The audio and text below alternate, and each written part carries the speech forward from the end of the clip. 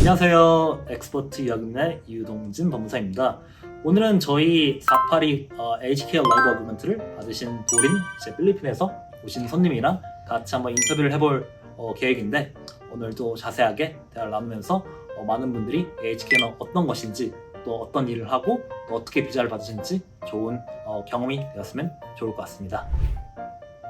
Can you briefly explain to us about what you have studied? I actually arrived here in Australia in July of 2019.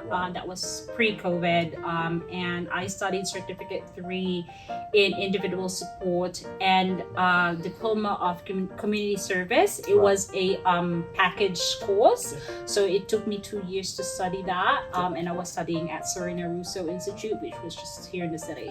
Okay, awesome. And then, can you tell us about your experience working in Australia whilst you were studying? When I first arrived here in Australia, my very first job was actually somehow related to the call center industry. Right. So it was a skin cancer clinic wherein we call our patients to remind them about their appointments and stuff. Right. But as soon as I received my qualification in my Certificate 3, I actually applied in the disability sector, which I never had any problem applying to it. They actually hired me after the interview. Right. So I've been in the disability sector for 2 years, more than 2 years. Yeah. And then right now I was with an aged care facility in Sunshine Coast, and will be transferring to a different aged care facility who sponsored me. Right. Can you tell us briefly about your experiences looking for a job in the disability sector and also the aged care sector as well?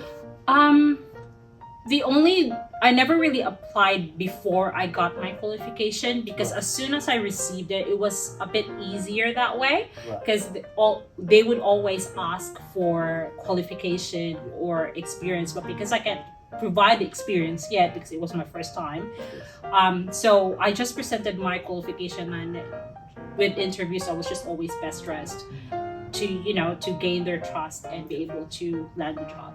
Yeah. Do you have any tips for people who are trying to, let's say, get a job in the aged care sector? My only tip is to be able to always when you're at school, do the best that you can, because it starts from your school. You create network with your school, and then if the teachers or the trainers will be able to see how good of a student you are, and then they can make recommendations, and then out from that recommendations you'd be able to land a job that you think that is fit for you. So start from where you are, from your school, and once you're already into a specific job, you have to always make sure that your work ethic is really excellent, or you give the best that you can, because in that way it will lead to even a better job in the future. Right. Okay. Great tips. Then let's talk about the 4A to aged care labor agreement that you have recently received. So obviously in the media we've been hearing that it's really difficult to get the labor agreement and also find the sponsor. Can you briefly tell us about your journeys? Well, I had a friend who was working at this facility. He actually introduced me to the facility manager, not to the manager, but the facility itself, that, hey, we're hiring, they might be able to sponsor you. But there's a quote that might, so it's not really a 100% sure that you get the sponsorship right away. But I felt like because of my qualification, I actually graduated top of my class, and then I had good recommendations from my teachers as well, my trainers, and with my previous supervisors as well with the disability sector. So that actually gained more trust, I guess, to the facility manager, and she feels like I'm a right candidate to do the job. Well done. Thank you. So it's more on focusing. Focus on it's not really like I have to get there. It's more like develop yourself, and then when you have developed yourself, and you let the manager or the hiring manager or the HR know what sort of a person you are, what sort of job that you can do, and it goes a long way. So you've emphasized on points about, let's say, great academic results and also the network between the, let's say, the peers at schools and also at the workplace as well. Yeah. Let's say for those people who might not have the, let's say, network, do you have any other advice for those people? My only advice is to make that network. In not only in the aged care industry, but also in any other industries as well. Right. You have to network. You have to get out. If you are the type of person who is introvert, it doesn't work here in Australia. You have to always talk. Because even with your work, even with your residents, you have to talk. So you don't have to be in one corner. Right. So you have to really get out. So my only tip is to be able to develop yourself to get out there and practice and learn from it.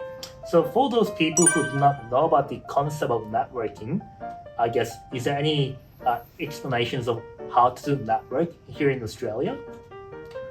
Even just with friends, because even with an introvert person, I'm pretty sure that you have friends, right? Everyone has friends.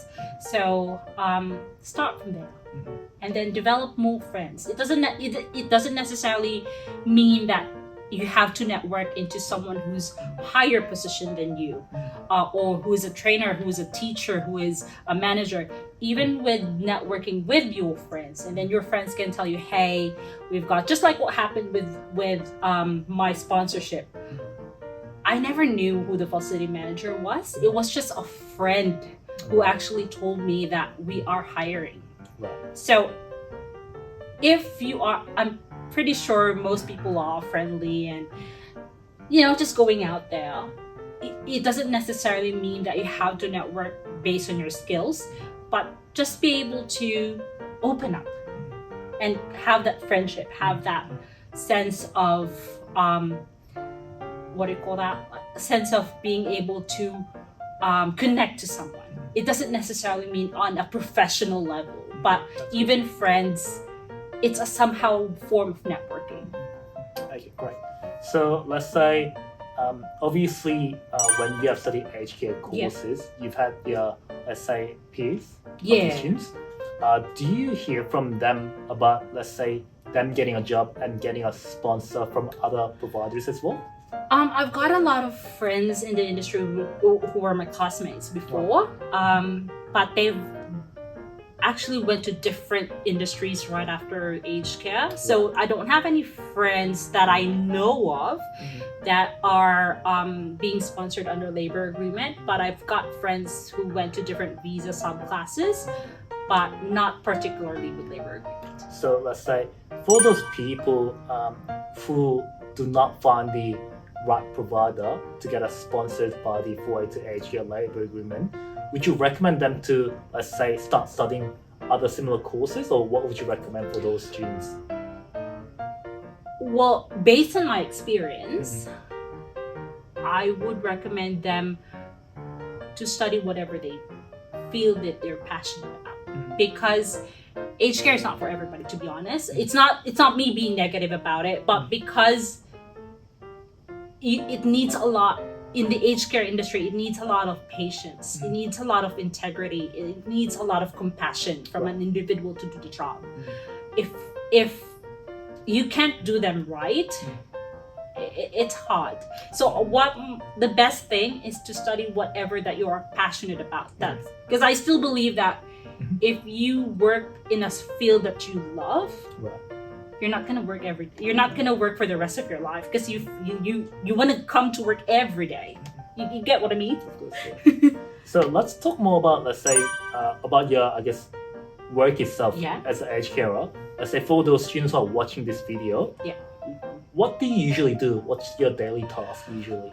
The main task is personal care, which is to help individual do with their day-to-day living. May it be through help assisting them with taking a bath, taking a shower, or dressing them up, making sure that they're ready for the morning, or making sure they're ready for their appointments, helping them with meals, making their beds, more of like anything that they need in terms of personal care, and making sure that their personal integrity is also valued, meaning it doesn't, if they don't want it, you don't push yourself into it, you don't push yourself to them.